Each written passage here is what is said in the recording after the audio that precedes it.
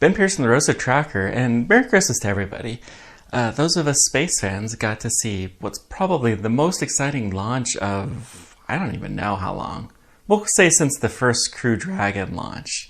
That the James Webb Space Telescope, most likely the most expensive telescope or really spacecraft period to have ever launched from Earth, successfully launched today from French Guiana.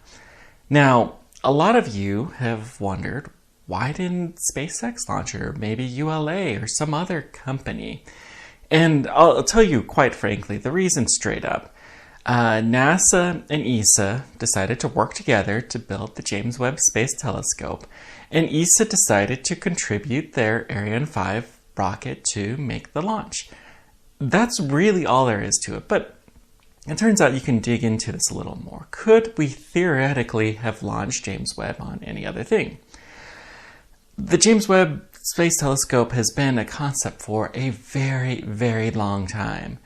I was able to see, as a part of the NASA social program, a preview of Goddard Space Center, a tour of it in, I think it was 2014, and I got to see James Webb being built then.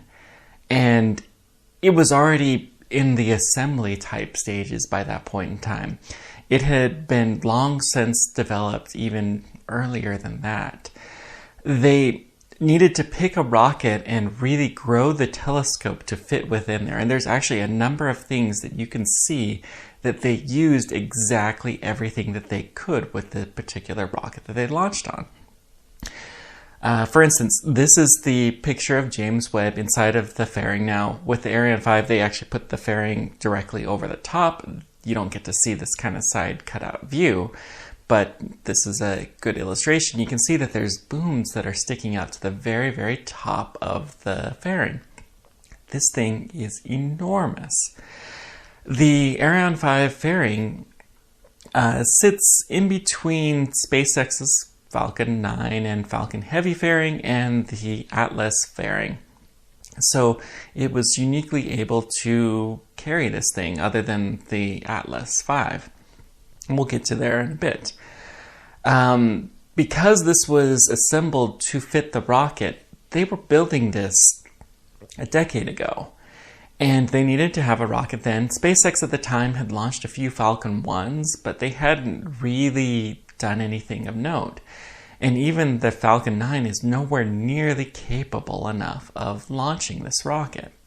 So they needed to do something really spectacular to get it. They had to have the biggest rocket. The only two contenders, well, there's three contenders that were possible. One was the Delta Heavy, one was the Atlas 551, and the other one is the Ariane 5. ESA wanted to contribute, so they picked it, but could we have launched on one of the other rockets? Well, the Delta Heavy fairing is approximately the same size as the Atlas. They actually use the same fairing, and it would have fit barely. The internal payload diameter for each of these rockets is approximately the same. It turns out that SpaceX has the slightly larger fairing internally. Externally, the Ariane and the Atlas are the same size at 5.4 meters, but the internal volume is what really counts. Atlas 5 could have had the correct extent, as did Ariane, but SpaceX's Falcon 9 is too small. They would have had to have gone with the larger payload fairing, which they, of course, will have in another year or two. But there again, the spacecraft was designed to fit the rocket that was going to launch it in mind. So next, let's talk about which vehicles had the performance if you take the fairing out and say that they could have possibly redesigned it. Well, to do that, I used the NASA Launch Vehicle Performance Calculator. This is a fantastic resource. I'll add a link in the description below. If you just want to kind of get an idea as to what type of size of spacecraft it would take. Looking at the trajectories, and the best I could find was from 2014, but the trajectory is basically the same. The plan was to launch it with a characteristic energy of -0.7 to -0.8, depending on exactly the trajectory that they chose. This characteristic energy, it's basically how much energy would it take to launch it to just barely escape Earth's orbit. So because it's going to the Lagrange point, it's not going to technically escape Earth's orbit, so they don't have to quite launch it all the way there. But it's pretty close. It's really, really close. And so I plugged in that characteristic energy into NASA's Launch Vehicle Performance Calculator, and it turns out that for the mass of the spacecraft, which could have gone anywhere between 6,200 and 6,500 kilograms, that was the estimates when they were deciding which vehicle, there's only Delta Heavy and Falcon Heavy and some other rockets that don't exist today that could have possibly launched it. You know, obviously the Falcon series of rockets did not exist when they were picking the launch vehicle for this 10 years ago, let alone the Falcon Heavy. And Falcon 9, even with a full thrust, would not be nearly good enough to do this. You have to have a Falcon Heavy with the return to launch site option for the boosters is an acceptable way to make it work. Atlas V, in the largest configuration that it has, the 551, is capable of carrying between 61 and 6,200 kilograms to this orbit.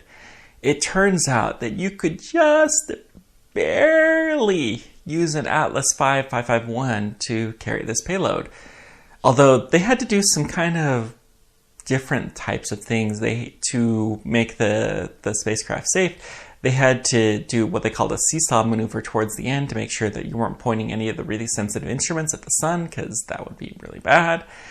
And as a result, they probably lost a little bit of energy. But the Ariane 5 rocket is actually a fantastic, fantastic rocket. The Ariane 5 rocket has the payload capacity to geostationary transfer orbit about 50% more than the Atlas V 551 configuration. The bottom line is that the Atlas rocket could have theoretically launched it. Falcon Heavy could have theoretically launched it. So could have Delta Heavy, presumably, although it's no longer on the NASA Launch Vehicle Performance Calculator because there are no more available. But the Ariane 5 was by far the best choice to make this work. And therefore, that's the rocket was used. And part of that was because James Webb was designed to fit inside of that rocket.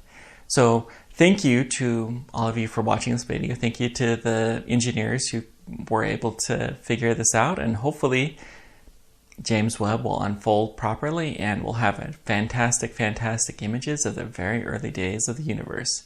Thank you guys for everything. Until next time, keep on tracking. Take care, guys.